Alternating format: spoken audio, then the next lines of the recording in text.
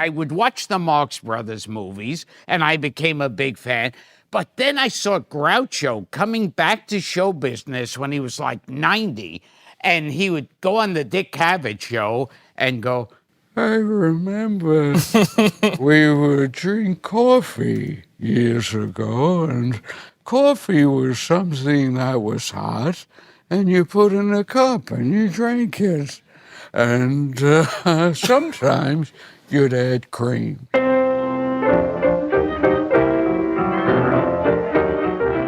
It's the Marx Brothers Council Podcast, episode 75. You can't fool me, there ain't no Santopadre. This is Noah Diamond, happy to be back here with you talking about the thing we love. History has been on my mind lately, and, here on this show, we are always confronting the fact that the history of the Marx Brothers is also the history of the 20th century. And it's amazing how often our conversations about the brothers also wind up being about, the Great Depression, the influenza pandemic, 2 world wars. And here in 2024, almost 2025, with the question hanging over our heads about whether the lessons of the 20th century are still unlearned, we can always look on the bright side and say that the Marx Brothers are still funny. And this is one of those few precious things we can rely on in precarious times. And another is that we will be here talking about them. So let's get to it. Here, as always, sitting just across the ocean from me is Matthew Coniam. Hello, Matthew.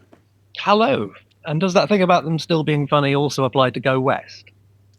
No, Go West was never funny. Just checking. And that's another thing we can rely on. How about the story of mankind? I still want to do our story of mankind deep dive. Whoa. And friends out there, the voice you just heard. One of the great partnerships in the history of this medium, podcasting, is the one between the late, great, much-loved comedian Gilbert Gottfried and our guest today. I'd be willing to bet that something close to 100% of our listeners are familiar with and fond of Gilbert Gottfried's amazing Colossal podcast. And even beside that towering achievement, our guest today has had an extraordinary career as an Emmy-winning writer and producer of comedy. Thank you so much for joining us, Mr. Frank Santopadre. Thank you, Noah. What a lovely intro. Loved your gag. Love your sanity clause, even though it's from an MGM.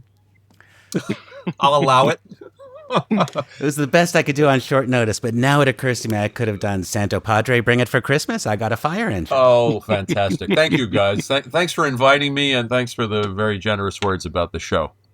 It was a labor of love, like this show. That it was and is. And yes, I feel like our show is a younger cousin to yours in some way. Certainly a tremendous amount of audience overlap and even some guest overlap. Mm-hmm. A lot of the same characters have bent our ears and yours. More than a few. I saw the list. Well, let's see. Scott Alexander, Josh Frank, Steve Stolier, Eddie Deason. Eddie, who am I forgetting? Frank Ferrante. Oh, Frank, Ferrante, of course. yep. Brian Levant. I love Brian. You guys have to have Michael Feinstein on. Absolutely. An enormous Marx Brothers fan, and he'll sing Lydia for you. Oh, that'll be terrific. If you play your cards right. Well, that's unlikely, but maybe I could still talk him into it. And Gabe Kaplan, you guys worked with this past year? Yep, he appeared with us at Marx-fest. There's also a bunch of amazing Colossal guests who haven't been on this show yet, but we've worked with them on some other Marx Brothers thing. That includes Cavett, Bader, Sure. Bill Marx, and a few others. Well, Gilbert knew Maxine, and of course he did his wonderful old Groucho impression. And right from the start, our first episode was Dick Cavett in 2014 when we first launched the thing, having no idea what we were doing or what a podcast was. I think 10 minutes into the first episode, we were hearing about how Dick met Groucho. And so it was kind of baked into the Amazing Colossal podcast from the beginning. I think the podcast raised Groucho's profile, and we might as well start here since here we are. I remember when I first became aware of it, I know there's a certain sliver of the pie chart of fans who had misgivings about Gilbert's take on old Groucho. Mm-hmm. I might have started off that way myself until I realized What better way to honor Groucho than to be irreverent about him? That's exactly the right approach. It was reverent in a way. I mean, Gilbert meant that impression. He intended it with respect. Absolutely. And when that wonderful documentary came out and we realized Gilbert's home has an enormous, beautiful painting of Groucho, it's clear that we're talking about real love here. It's still there. There's a great photo from the first episode with Dick, where Dick came to the apartment. People know this. It's not a secret. The first show we attempted to do was with the late, great Professor Irwin Corey, who at that point was probably 100 or older. And we didn't know what we were doing, and it was it didn't work out, to put it kindly. And Gilbert immediately, out of the gate, lost interest in the idea of doing a podcast. And I said, let's give it one more shot. Let's get a guest who's an automatic guest, a guest who will just show up and bring it, and we don't have to know what we're doing, and we'll just kind of put the needle on the record. And Dick Cavett came to Gilbert's apartment on a snowy day in March, and there's a great picture of us all posed in front of that Groucho poster. And that was where it took off. Well, I mean, starting with one of the greatest conversationalists who ever lived was certainly a canny move. Yeah, I was really desperate just to try to get Gilbert on board. But it worked out great. And then we had Dick back a bunch of times. Yeah, and Gilbert's style, I mean, in some ways, it never changed. It's almost like the medium adapted to him. That's interesting. It's an interesting way to look at it. I mean, the feedback that we got over and over again was that, people thought that Gilbert was his stage persona. They didn't realize that he was a film buff, and that he was a fan of these people, a great admirer of these people, and very knowledgeable about them.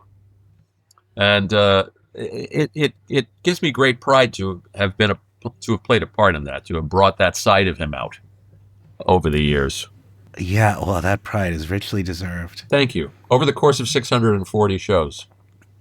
Yeah, which stand forever. I mean, we've been, of course, listening to the encore presentations ever since, and they feel as fresh as they did the first time we heard them. Thank you, Noah. That's very kind. It feels like people can keep listening to this show. I'm very proud of it, and I will say, too, that I thought I was going to do 5 or 10. I mean, Dara, Gilbert's wife, asked me to sit in and kind of play the George Fenneman part. And I thought, this will be a lark. Again, we didn't know what a podcast was. We were doing it at the kitchen table, really, with soup cans and a string.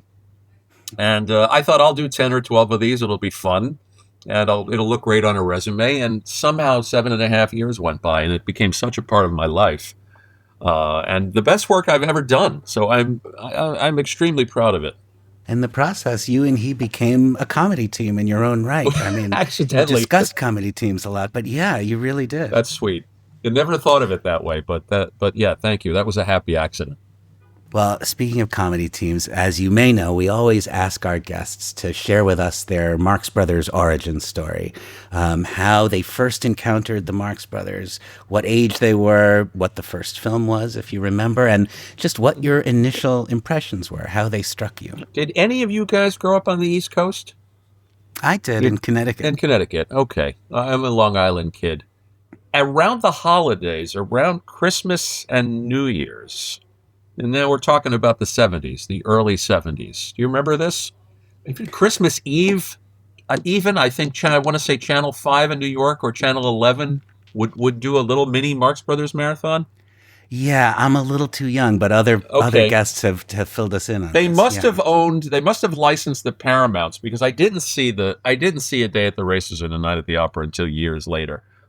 My parents would go to New Year's Eve parties and leave me at home, and I would watch what was on free television. I mean, we're talking about pre-cable, 73, 74. The cable was coming soon, but you would watch what was on. And I remember watching the terrible Jack Benny movie, The Horn Blows at Midnight. Do you know this? Do you know this picture? Yeah, and this running gag, the moment he made that, it became the biggest running gag of his career. Yes. And I would watch that. And I would watch, I think, Red Skelton and the Fuller Brush Man, and they would always show horse feathers. some combination of horse feathers and monkey business, or horse feathers and duck soup. And I remember sitting home alone making this discovery, probably at the age of 11 or 12, having no knowledge of the Marx Brothers. Who are these guys? What is this? It was around the same time, 73, 74. It was around the same time I discovered Monty Python. So it was the time of it was a discovery of subversive humor and subversive comedy. Horse feathers being my gateway drug, and remains my favorite to this day. Not a bad place to start. So we know that you are a Paramount guy, and we've known that about you. It sounds to me like your favorites are the three original Paramounts, the trilogy that begins with Monkey Business. Is that right? That's the top of the mountain for you. I like Coconuts. Is that siren coming on my end? It's probably my side. I apologize if so. I'm near a hospital. I like Coconuts and I like Animal Crackers, but they're so raw. The production is so raw, and in the early days of sound, that it's the other three gel for me. It feels like them hitting their stride. Particularly, I don't know why, I love Duck Soup. I admire it so greatly, and there's so much to love about it. But Horse Feathers, maybe because it's your first. Horse Feathers is the one that I have such great affection for, and that stays with me to this day. And I'll watch it anytime, anywhere, without a reason. Horse Feathers, although for me it's number 2 after Animal Crackers, it has stayed weird in a way that the others haven't. Yep. It's still surprising, maybe more so than the film right before it or the one right after it, because it is so determinedly absurd. It maybe is the most absurd one. Yeah. With the silliest plot, possibly. Absolutely, yeah, and the one in which the Marx Brothers characters seem the closest to being animated cartoons. Yeah, and it's that anarchy, and you've probably heard Gilbert and I say this ad nauseum, and I apologize, but they were anarchists, and what I don't like about the MGM pictures is Thalberg's attempt to make them civilized and make them likable, which I know has been the subject of much debate for decades, and it pains me that Groucho dismissed the Paramount films. Famously in the Playboy interview and at other points. But that's my film, is Horse Feathers.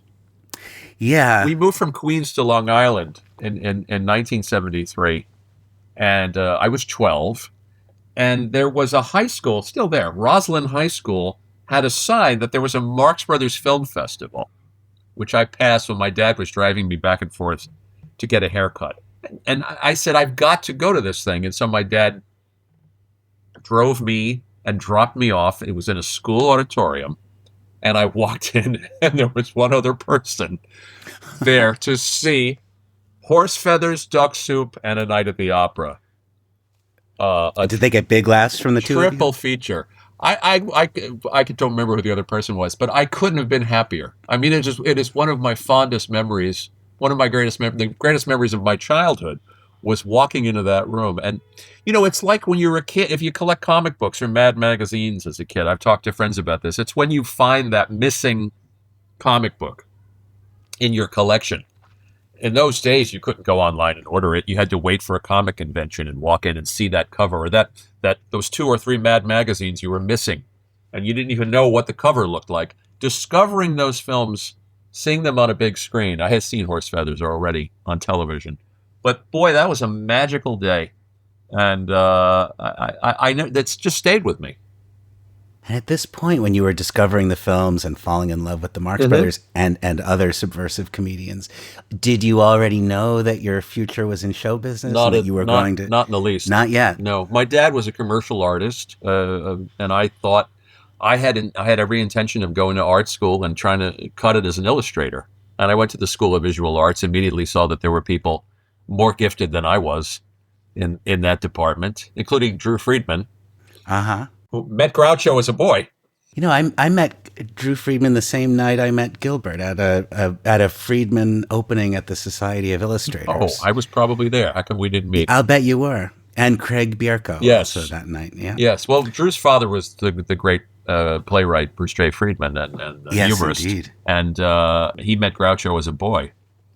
But I got to SVA. I saw that there were people who did that better than I did, and I thought, well, I'll just kind of drift into this other thing, and I transferred into the film production department, thinking I would somehow make films. You know how careers are. It's never a direct path or a direct line to anything. Anyway, I wound up writing comedy. And I guess I never really put two and two together, but I guess they were an influence, as was Mad, as was Lampoon, as was Python, on my sensibility. And you would go on to collaborate with Drew Friedman on some pieces for Mad Magazine. I mean, you've done your from research, a reader sir. to a contributor. You've done your research. Bravo. The truth is, Frank, I'm keeping myself on topic, but I'd love to just talk to you for an hour about Garbage Pail Kids and wacky packages. And I'd love to talk to you about it, Noah. That's what's so sad. Well, we'll consider that a mutual threat for the we'll future. do another podcast, the Tops podcast. But anyway, yeah, I mean, I do think that somehow that influenced, at least the silliness, my love of absurdity, certainly. So once you became a comedy writer and entered show business, you must have realized that you had perhaps unintentionally absorbed all kinds of lessons from comic heroes who are already close to your heart. I guess so. I mean, it's not, I'm not as conscious of it. I do remember seeing Gilbert on stage for the first time at a club here called the Comic Strip. And around 1979, 1980, when he was just about to find his way onto that first replacement cast, Saturday Night Live. Mm-hmm. And he was doing old Groucho. And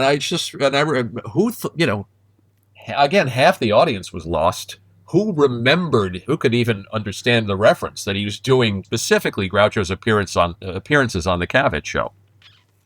Yeah, at a time when if you hadn't seen those when they aired, you wouldn't have any easy way to get your hands on them. No. I guess if you maybe at the Museum of Television and Radio, if you were really determined. Sure. I because I was starting to get into comedy at that point, I do remember, and I told Gilbert this a million times, I remember him as an influence, as a direct influence, getting up there and doing bits about Norman Fell, and I mean, ridiculous, absurd bits about forgotten character actors and Darren McGavin jokes, more than I remember the kind of stuff that I watched as a kid. Although when you play it back in your head, I remember the first SNL sketch with Michael O'Donoghue and Belushi and feeding your fingertips to the Wolverines and all of that stuff. So all of it was, I guess, kind of baked in, and I still try to write from that place. I mean, it's hard to reach those heights. But yeah, it's all an influence. And I think it's one of the reasons why we're still talking. Their genius and their original voice and that subversiveness is the reason that we're still talking about them 100 years later. It's amazing how disproportionate that attention is to the size of their output. You know, it's really very few films and even fewer great films where they're really at their best. And yet, here we are in our 75th episode of picking apart the pieces of what they did. I don't think they could have imagined at the time, 13 films. And that people would still be talking about them and still writing books about them. And yeah, I'm sure Groucho would have been absolutely appalled if he had only known. But that's quality that has that kind of staying power. Yeah, and originality. I mean, just like you, we all have that story. The Marx Brothers were perhaps the brightest shining light in a galaxy of comedians and humorists and heroes who we discovered, all around, that same formative age. And yet there's something about the Marx Brothers, other comedians who I love, getting through their entire filmography a few more times sounds like a chore. But with the Marx Brothers, particularly the first 5-6 films, there's always something there. There's always more to squeeze out of the sponge. And the songs are great. You forget how, whatever it is, I'm Against It, it is great. And Hooray for Captain Spaulding. You forget, it'd be fascinating to go back in time and see them with an original audience. especially if we could somehow see them on stage Oh. and see not just the audience respond to them, but them respond to the audience. And that is, and again, I'm not as big a fan of the MGM pictures, but it is nice that it got them back on stage. No doubt about it, yeah. And much of what's good, particularly in A Night at the Opera, must have something to do with that. Yeah. Although we've often commented on this show that although the road tours obviously were a good thing for the brothers and for the movies, especially A Night at the Opera, Coconuts and Animal Crackers obviously were tested on stage. Night at the Opera and Day at the Races were tested on stage. But the three Paramounts in the middle, they don't seem markedly less funny. And the comedy doesn't seem less polished.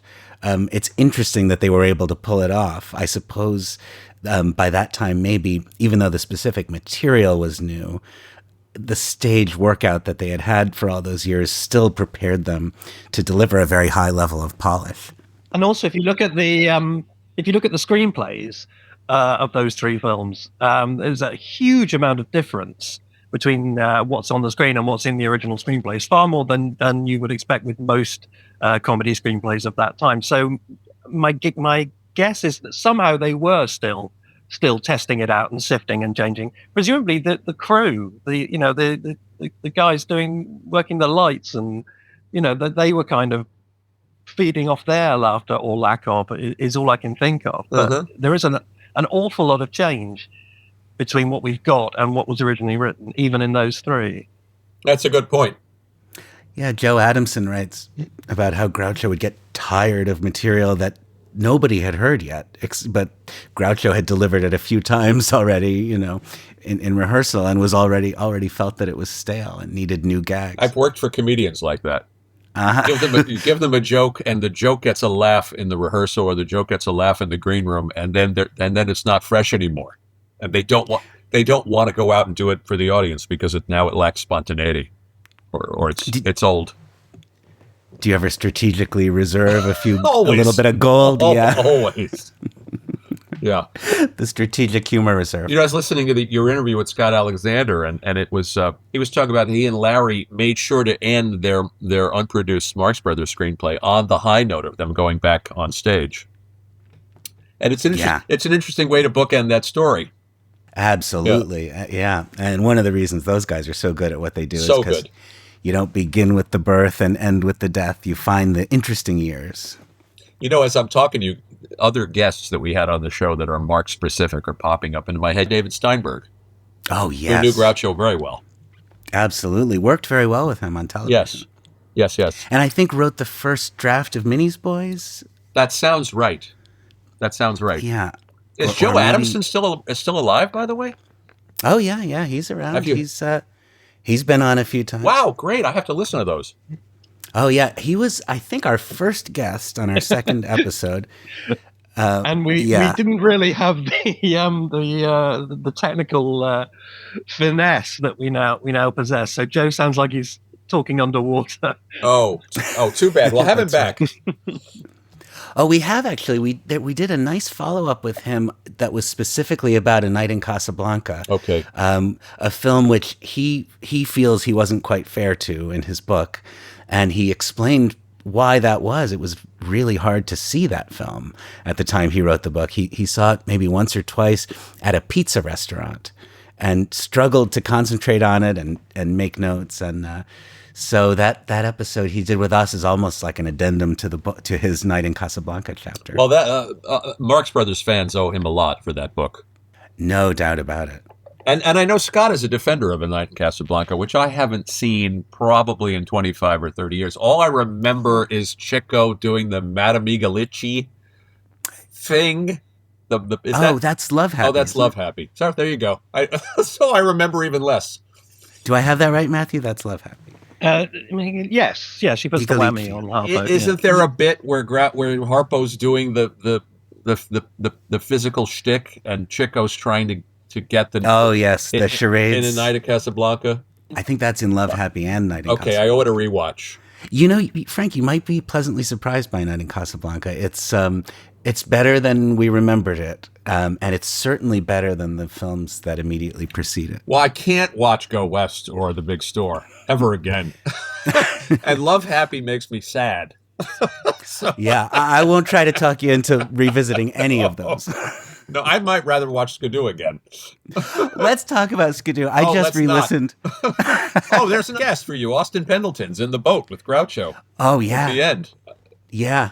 You know, he was supposed to appear at Marx-fest. It didn't work out. But we think he's the last surviving actor who shared the screen with Groucho Marx in a major motion picture. On the big screen, yeah. Yeah. That sounds right. I can't imagine. If you listen to our interview with Austin at the end, he talks about working with Groucho and being in that boat. Yeah, I do have to go back to that episode. A sweet guy. I just passed him on the street a month ago.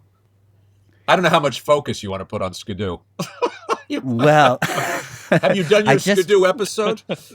Yeah, I'm sorry. I actually think it was one of our best episodes, and often our best episodes are not about the best films. Well, that's what baths are for. Cinco Paul was our guest, and and when we got to talk about acid and stuff, so it was fun. But I just re-listened to your mini episode about Skidoo. You had Drew and Cliff Nesterov. Cliff, yeah. Everybody sort of showing their wounds, their Skidoo scars, and comparing. When you watch it, you think, well, the best you can hope for is that this, it's going to be terrible going in, but the hope is that it's going to be terrible in some entertaining way. Right. And so bad it's good. And it isn't. It's just watching comedy greats like Gleason. I mean, Groucho doesn't have that much to do. But watching Gleason kind of flop around, and you kind of look in his eyes and you know that he knows he's in a bomb. The whole movie has flop sweat.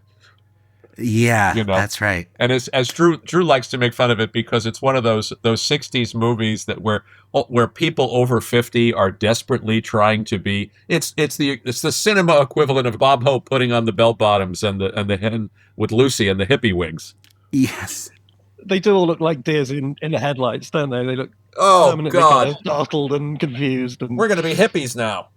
Well, if you ever listen to our Skidoo episode, Frank, you will learn that perhaps maybe it was a kind of Stockholm syndrome or something. But in preparation for that episode, I watched Skidoo maybe like 4 times in 3 days. God. And I started to like it. I don't know what exactly happened to me. I'm not convinced that revisiting it again would give me the same effect, although I'm not willing to find out. But, one thing that happened to me is the music really got under my skin. Harry Nilsson didn't do such a bad job. Right. Aside from that, aside from the novelty of Harry Nilsson and the novelty of that cast and the 4 Batman actors that are associated with it, including Preminger, boy, I've probably watched it 2 or 3 times too because you can't tear yourself away from it. But it never delivers. It never gives you that little, although obviously you've had a different experience with it. Well, yeah, I think I boxed myself into a psychological corner or something. I'm kind of embarrassed for Carol Channing. Who is, I know, easily the highlight of the film, which tells you something too. Yeah, I know, Skidoo. It is interesting that was the note Groucho went out on. I prefer to watch Groucho's episode of I Dreamed of Jeannie or his non-appearance on Welcome Back, Kotter. Yes, he was not very good in that episode he didn't appear in. Yep. You should have Gabe on if you can corral him. He'll tell you about how Groucho tried to sue him. When we interviewed him at Marx-fest, initially he was a little bit reticent about that interview because he said, I've already told all these stories on the Gilbert Gottfried podcast. He'll tell them again. Said, well, yeah, people still love to hear him. He's interesting because, of all the guys who have played Groucho on stage, which is a whole other interesting subject, he's the only comedian, the only one who's really a comedian in his own right. That's interesting. Interesting observation. There's also an interesting connection that Groucho and Gabe both rose to prominence playing school teachers. Oh, very good. Who was the actor who played Groucho in Minnie's Boys? Is he around? Oh, Louis J. Stadlin. Is he around, Louis Stadlin? Yeah, he still works on Broadway. He was in the Tried to get him? Hello Dolly revival some years ago. We should try to get him. I'll bet he's got Shelley Winter stories. I'll bet he does. Yeah. We absolutely should reach out to him. He is active. Oh, and Peter Riegert was in. Did you know that he played Checo? Yeah, I think I did have that buried in my brain. He was either an understudy. Now I'm going back to my interview with Peter. He was either an understudy or he was. I can't remember, but he played Checo in some capacity. Yeah, you could actually see that. Yeah, that totally. A very works. young Peter Riegert. Oh, well, let's talk about someone else who is very much, very central to this universe. Oscar Shaw? Someone we know and love. Oscar Shaw, yes. I'm just trying to impress you.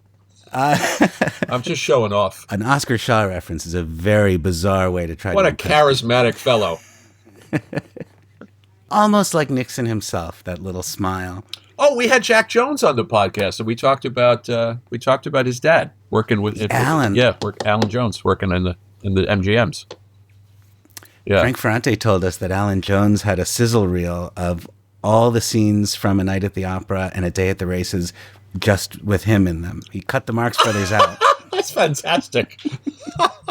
Yeah, I love that. Oh, that's disturbing. Yeah.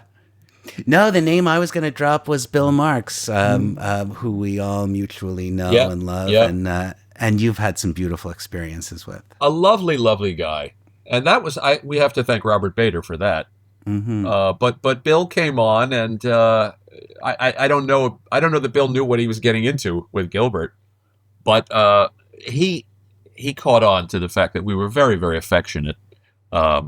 About the subject matter, and that episode ends with a beautiful duet of Gilbert and Bill singing "Hello, I Must Be Going," which we didn't rehearse or plan. It was spontaneous, and it just happened. And you guys know from doing these kinds of shows, sometimes you just get moments. Sometimes little magical things happen, and you're just grateful for them. And I should have stayed in touch with Bill. I know he's still around, and I should give him a call for the holidays. That was special for us to have him.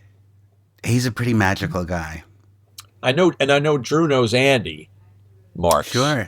We've had him on. Oh, you had Andy too. Okay. Well, you guys are covering the waterfront here.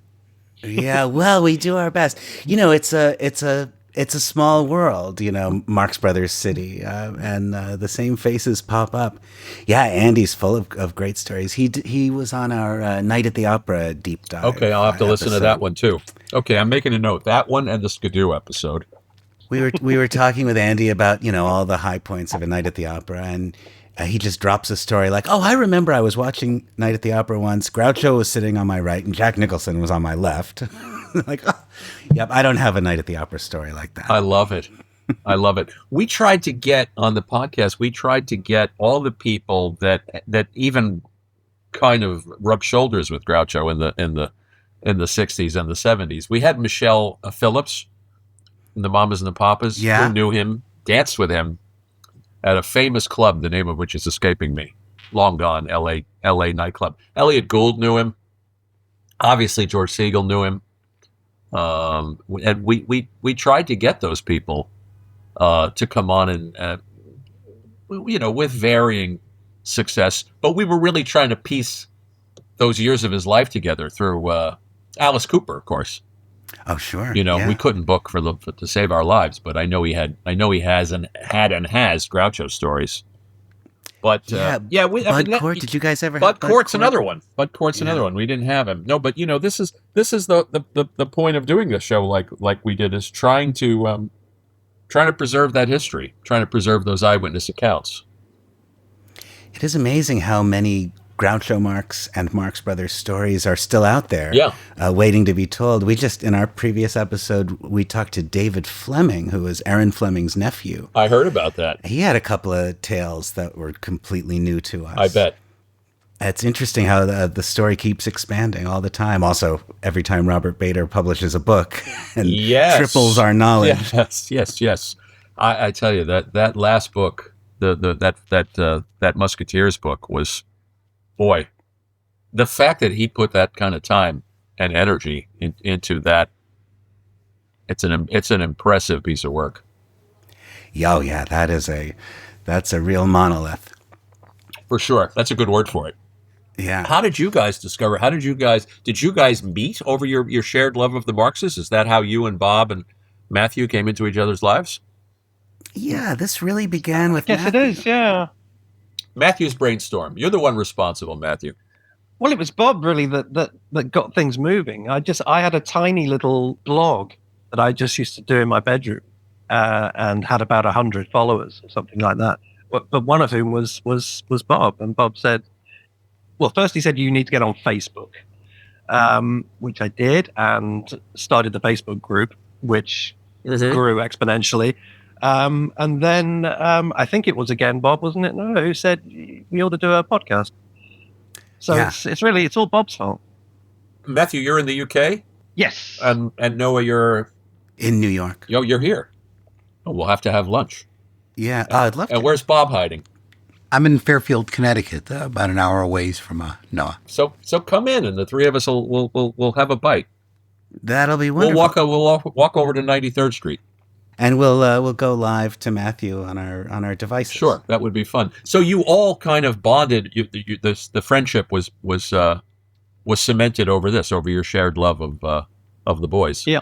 That's right. That's great. And Matthew is being quite modest here. The truth is the humble blog he's talking about became, in the comments section to each post, an extremely lively forum. I see. Filled with Marx Brothers fans and scholars and experts. And it was really the richness of that conversation, I think, is what made Bob say, this could be a Facebook group and the conversation would flow more easily. The centerpiece of Matthew's blog was a series of essays, which he called the annotated guides. He wrote a long, detailed essay about each film, investigating, in particular, the arcane references. Tomaszewski, Mighty Like a Rose. What does all this stuff mean? And those essays eventually became Matthew's book, The Annotated Marx Brothers. So this podcast and the group on Facebook grew out of that blog, but the blog was already a kind of hub for Marx Brothers chatter by the time the group and the podcast started. Congratulations, Matthew. You started something small for your own amusement, and now look what you've done. Yeah. Yeah, exactly. That'll teach me. Yeah. That's right. Well, that's the kind of trouble you can get into on the internet. You guys have done 70-something episodes to this point. Yeah, we've been doing one a month since 2018. Good for you. And 75 now. I don't see you running out of material or guests or things to talk about. So, well, one advantage Bravo. is that things keep happening. New books come out, and documentaries. It is a small but very passionate world that's interested in the Marx Brothers, and we benefit from the enthusiasm of the fans. Mm-hmm. Great. And we're hoping that Stoliar's movie will come out one of these days. Yeah, wouldn't that be nice? That'd be great. Yeah, we certainly would love to see that. Would be great. Hey, Frank, I'm curious. Have you ever spoken to Melinda? No, is Melinda? Is she reachable? Is she accessible? We were hoping you would get her for us.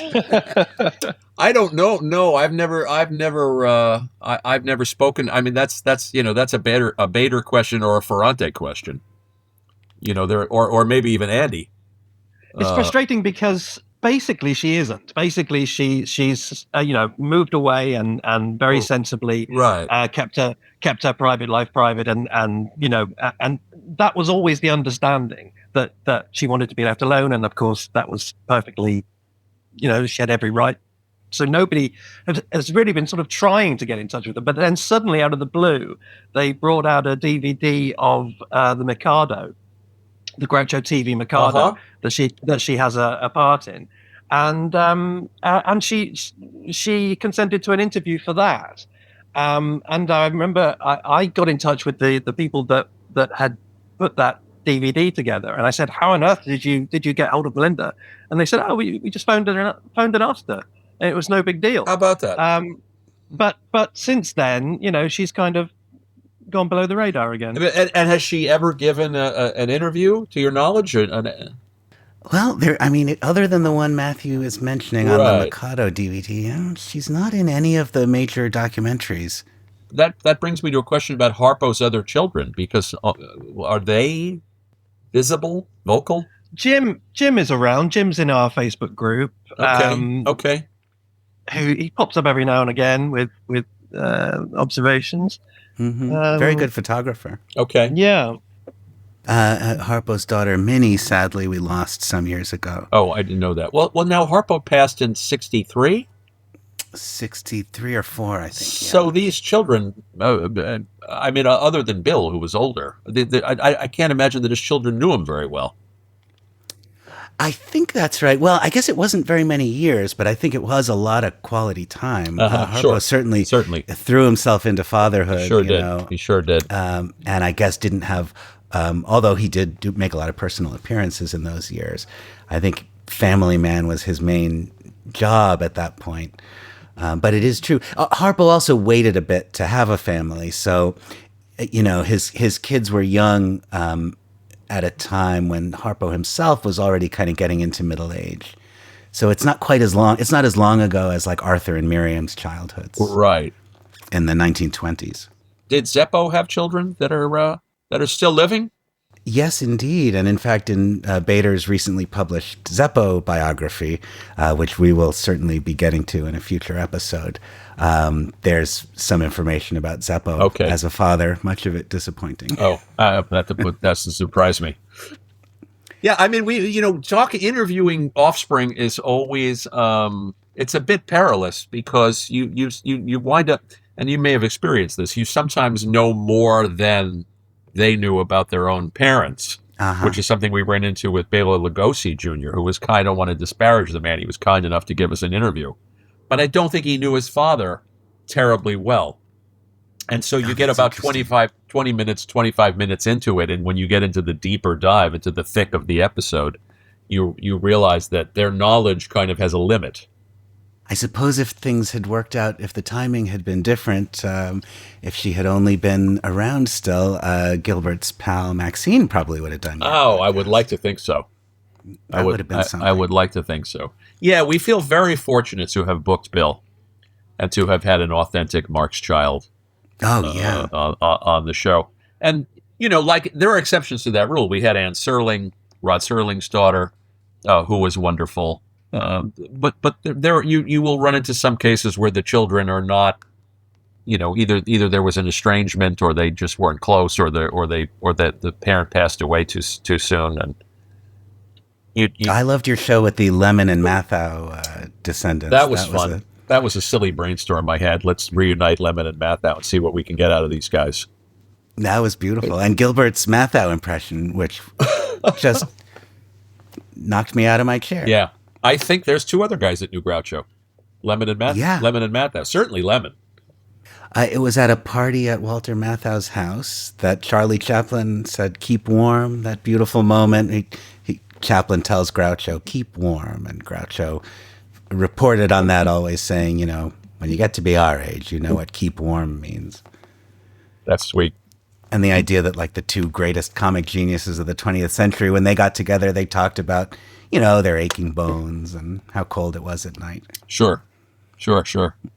I'm very touched when I hear when Chaplin came back and got his honorary Oscar, and there's that story of him riding around in the back of the limo, and he hadn't been to Hollywood in decades, and he's just looking out the window, and he's sadly keeps muttering, "It's all Banks, it's all Banks, it's all Banks now." There's a sweet story in Charlotte Chandler's book, isn't there, where Jack Benny comes for dinner, and she's really excited that she's going to be at the table with Groucho and Jack Benny, and what are they going to talk about? And they spend most of their time talking about salt substitutes. Right. Right. Neither of them were allowed to eat salt, so they were comparing salt substitutes. There's a lot in that book about that. Doesn't Groucho drink a coffee substitute called Brim that he's very high on? There you go. Right. Fill it to the rim with Brim. Boy, to be a fly on the wall at the Hillcrest Country Club. Oh my goodness, yes. Yeah, and Steinberg was there. He would go to lunch with George Burns and Groucho. My goodness, he's got stories. Yeah. Did Gilbert get to know Maxine when she was working as a casting director for ads in New York? Well, I don't want to misspeak, but I don't think, because I don't know for sure, but I don't think he knew her well. Uh-huh. I think they got together a couple of times, and he did a few impressions that impressed her. You know, he had a joke in his act where he would do Chico Marx in A View from the Bridge. Yes. Hey, that's a some bridge, huh? But just one after the other. You know, Chico Marx and Psycho. Sure, lady, we got plenty of rooms. You know, that kind of silliness. And I think Maxine appreciated, you know, that here was a prominent comedian doing her dad. And knew his onions, you know, knew those movies inside and out. Much like some of her famous uncles and father, Maxine had a reputation for, you know, she could be very sweet and pleasant, but she didn't suffer fools gladly. Yeah, I'm sure. She would not hesitate to let you know if she didn't approve of something you said or did. I'm sure that's so true. high praise that she loved what Gilbert did. Yeah, he was just happy to make her acquaintance. We tried to get the survivors, Noah. You know, you're doing the same thing. You know, I don't. You guys can't see it, but there's a wall here. They make this wallpaper out of the material that they make grease boards out of. And my wife came home one day and she took a big roll of it and she stuck it to the wall from floor to ceiling. And I got a pen and I wrote 150 names down. Oh, and they're still here. You know, Richard Lester, and who's still with us. Anybody that had any connection, Pete Barbuti, who I think knew Groucho, by the way. Huh. We just tried to piece this history together before it's all forgotten. Yeah. As you guys are doing. And once those people are gone, there's no firsthand accounts of Groucho. That's right. You know. That's right. But in addition to the profound entertainment value of a show like yours, or I'll say without humility, ours, you're also creating this archive, you know, that interviews that can stand as source material for future writers, you know. I hope so. In the same way that we all benefit from Richard Inobili's conversations with some of the high points of the Marx Brothers world in 1973. Now, he passed away recently, right? Just recently. Yeah. I remember. Oh, we were very close to having him on the show. Oh, damn. I can remember reading the Marx Brothers scrapbook as a teen and being shocked. Yeah. And I won't say why. I won't go into detail. Oh, we all learned some new words from that. Yes. Didn't we? Yes. But when you got your hands on, again, you know, I was talking about the joys of growing up when we grew up and getting our hands on that missing Mad magazine, or going to the store and there was the missing comic book and the spinner rack. Getting your hands on that book when it came out, and Why a Duck, were they you know, you treasured them. Yeah, that was a rare portal to the work before we could just pop it in any time. Yep. Yeah, and Nobly ultimately passed on us, but Matthew had some very meaningful communications with him. Yeah, he because I wrote a book about Groucho's silent films. I was going to say solo career. So I can't remember now who put me onto him, but I did get in touch with him, and he did what. Funnily enough, Robert Bader says in the Zeppo book that he did with him, which was to start by saying, "Oh, this was a million years ago. It was a different lifetime. I won't remember anything." Right. So, what do you want to know? And then he was like completely forthcoming. Hilarious. And he was really, really helpful and very, very interesting. And it completely changed my whole perspective on the scrapbook.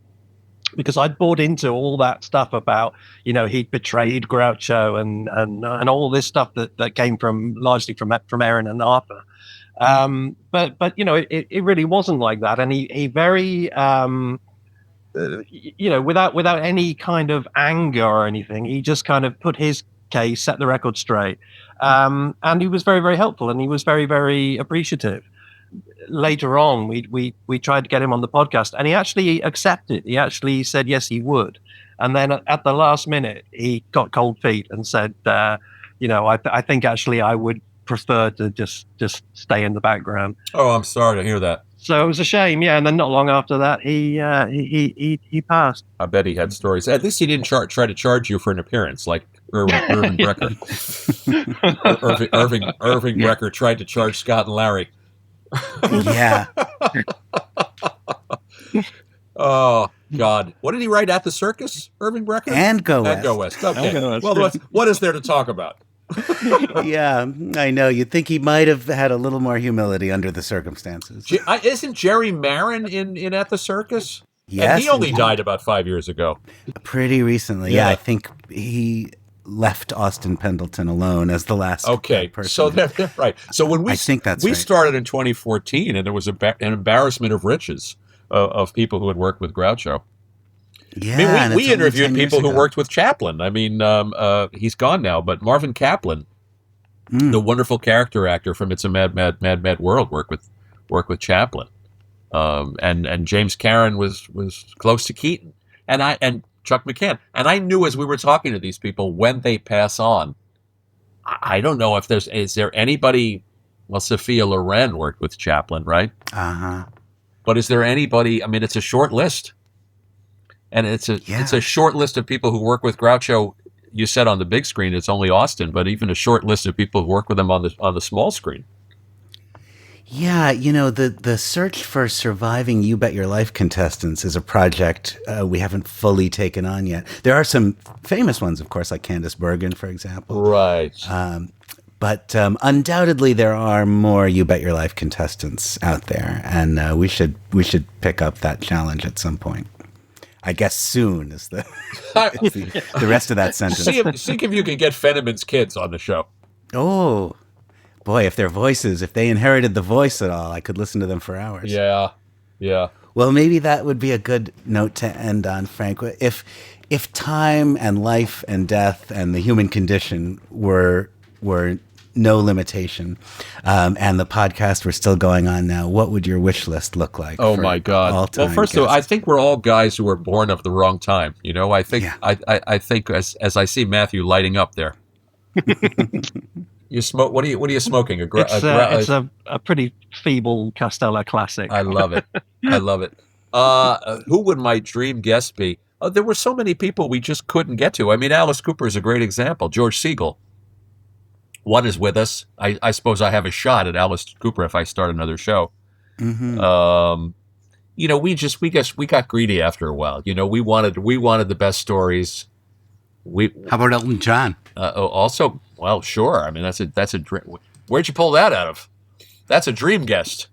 Did he know Groucho? He must have interacted with him at some point in the 70s. There's a Groucho line about Elton John, like having his name backwards. Right. It should be John Elton. I think they must have interacted, and Groucho was alive when Queen put out those two albums. Yeah, with those he titles. posed with those covers. Oh, and Elton John, which album is it that has a Marx Brothers poster? Must Be Good by Yellow Brick Road. Yeah, Or is outside the theater. Oh, it's Don't Shoot Me, I'm Only the Piano Player. That's the one. Right. I think it might be, I'm sorry to say, a Go West poster. I think you're right. I think it is. Oh, well. We won't. Isn't there a story of Elton and Groucho going to see Jesus Christ Superstar or something like that? What's the show that was it Hair? Or where Groucho said, hated the show, love my seat? I think he said about O Calcutta. Was it O Calcutta? Where that he would, instead of going to see the show, he just took off his clothes and looked in a full-length mirror and saved the money. Yeah. All of these guys, Alan Arkin's another guy we had who knew him. He's gone now too. When we're losing these 1970s. We lost Donald Sutherland this year, and we're losing this new generation or this later generation of actors. And and Groucho's gone by what, 77? Yeah. Sally Kellerman was another one who knew him. It's a small list getting smaller. So I guess it's up to us to keep this alive and keep these stories alive. I think my dream guest would be Elliot Gould, but not only because he knew him so well, but also because everyone I know that's ever met Elliot Gould says how lovely he is. We had him and he fell through the cracks, just like you and Richard. So I guess I have to take another shot at it with another show.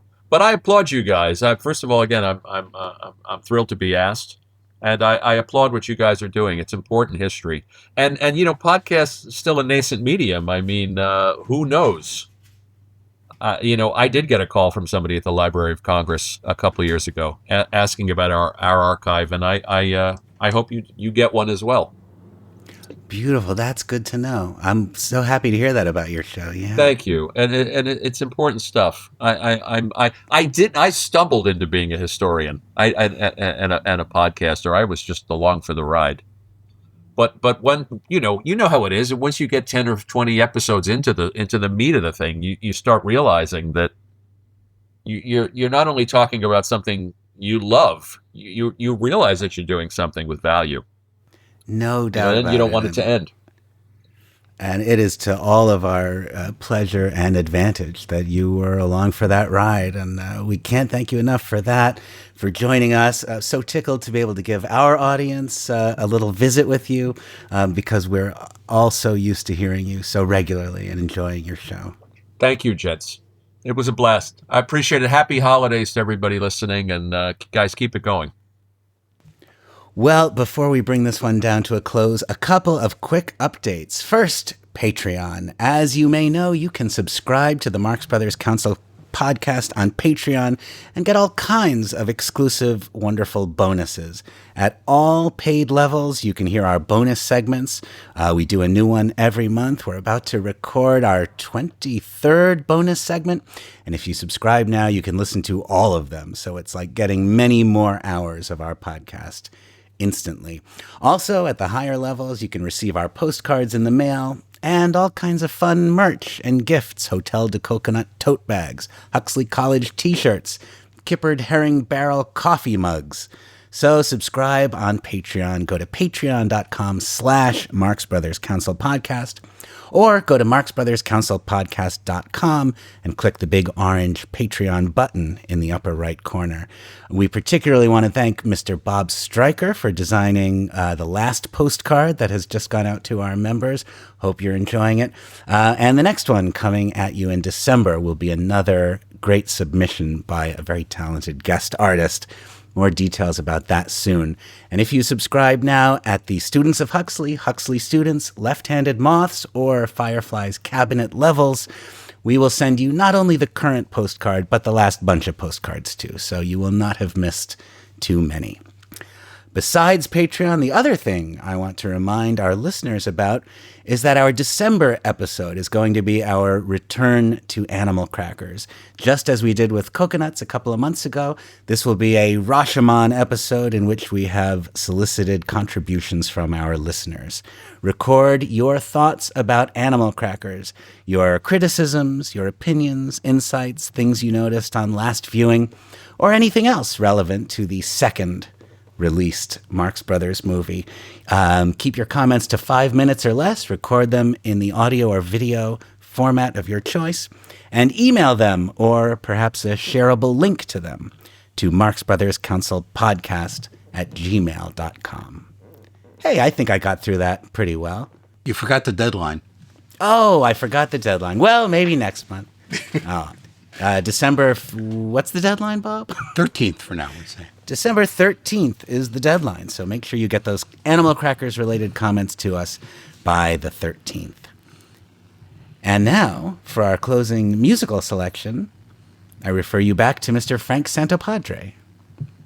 Am I setting this up? Oh, or I could refer... You're not doing a good job. I didn't know what it was. Right, I could refer you to someone else. Oscar Shaw. I refer you to Mr. Oscar Shaw, building a Spanish castle. Henry Armetta from The Big Store. That's a deep cut. Yes, it is, and it may never heal. I love it. I'm setting this up. This is Everyone Says I Love You from Everyone Says I Love You, the Woody Allen picture. And everyone does.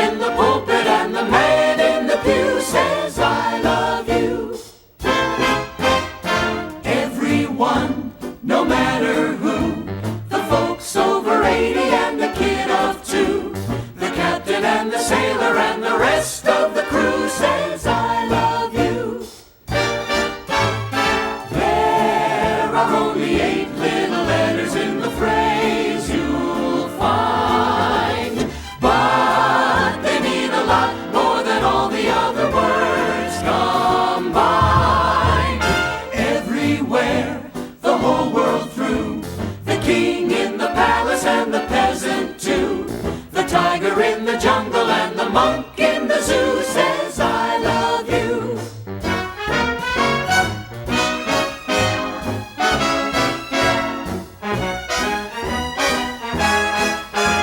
The preacher in the pulpit and the man in the pew says, I love you.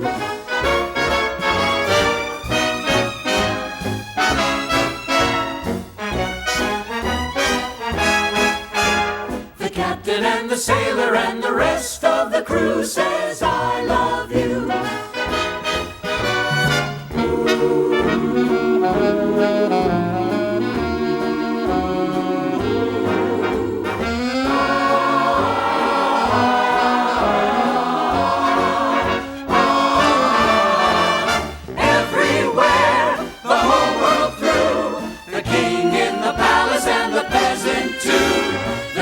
In the jungle and the monk in the zoo says, I love you. The Marx Brothers Council podcast is produced by Bob Gassell. Matthew Conium's books, including the annotated Marx Brothers, the annotated Abbott and Costello, and That's Me, Groucho, are published by McFarland. Noah Diamond's book, Give Me a Thrill, The Story of Alsatias, is published by Beer Manor Media. To leave a comment and for more info about this and all episodes, visit us at marxbrotherscouncilpodcast.com. For the latest Marx Brothers and podcast news, follow us on X. And join the fun with the largest and most vibrant Marx community online, a club that will have someone like you as a member. The Marx Brothers Council Facebook group. That's it for now. Mary! That's no fish.